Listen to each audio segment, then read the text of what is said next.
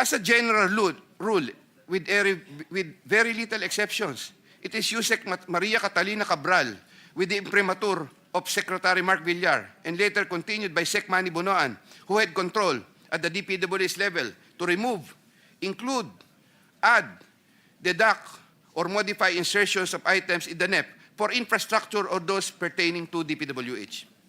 USEC Cabral would tell me that she would communicate and meet legislators to inform them of the amount of their allocations and ask them for titles of projects that they want to include in the DPWH budget.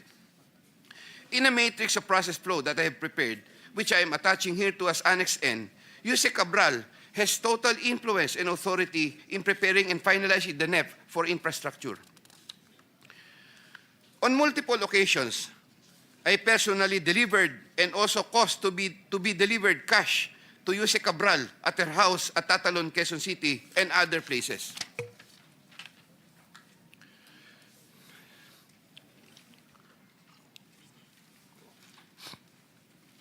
DPWH Secretary Manuel Bonoan. DPWH Secretary Manuel Bonoan is a long-time DPWH official who has held top positions through different administrations.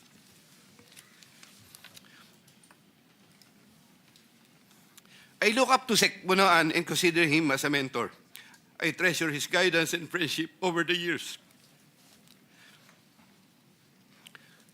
Prior to Sec Bonoan's assumption as Secretary of DPWH, I was the Undersecretary for Operations and Planning for NCR Visayas, having assumed the said position in 2018.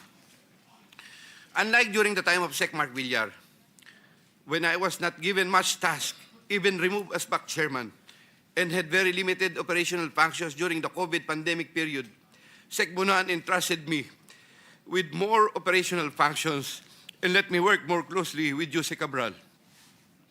Sometime in 2022, Sec Bonoan directed me to submit a list of projects for possible inclusion in the NEP for fiscal year 2023 worth around 450 million.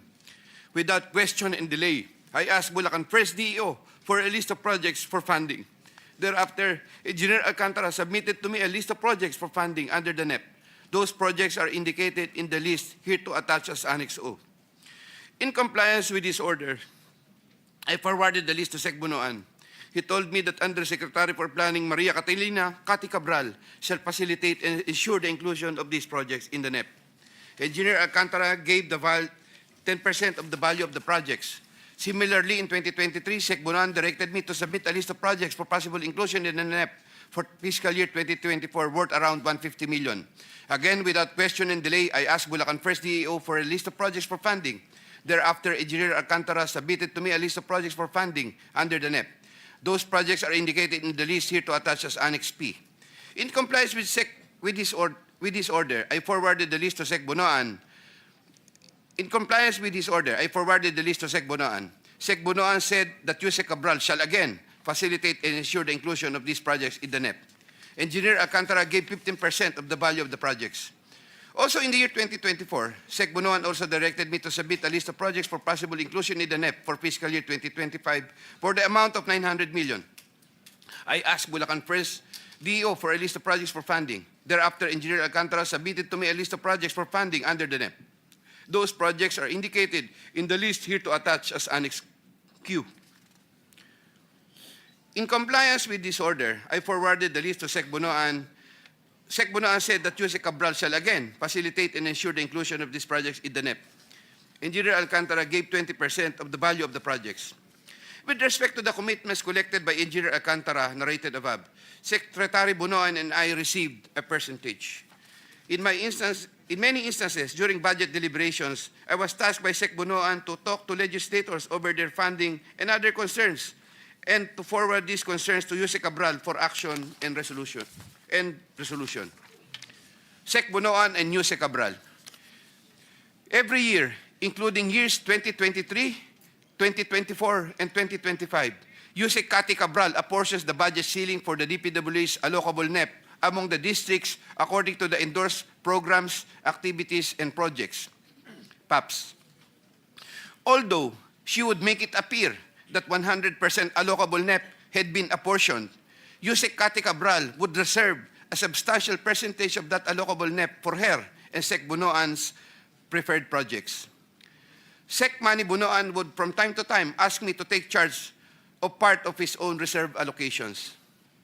The value of the projects that I handled for Sec Bonoan was at least 5 billion per annum for the years 2023, 2024, and 2025, with an average of 15% commitment. Of this 15% average commitment, Sec Bonoan 75% usually would give. Of this 15% average commitment, Sec Bonoan 75% usually would give me 25% of the commitment, with the rest of the commitment shared between him and ex-usec Cathy Cabral. Ex-usec Cathy Cabral herself took charge of her own reserve allocations. Once again, I humbly reserve the right to submit another supplementary affidavit if warranted in the premises. I attest to the truth of the foregoing statements based on my personal knowledge and authentic records. Mr. Chair, thank you. Thank you. The Vice Chairman, Senator Erwin Tulfo, you may reclaim your time. Thank you, Mr. Chair. Okay. Aside from the tables attached as annexes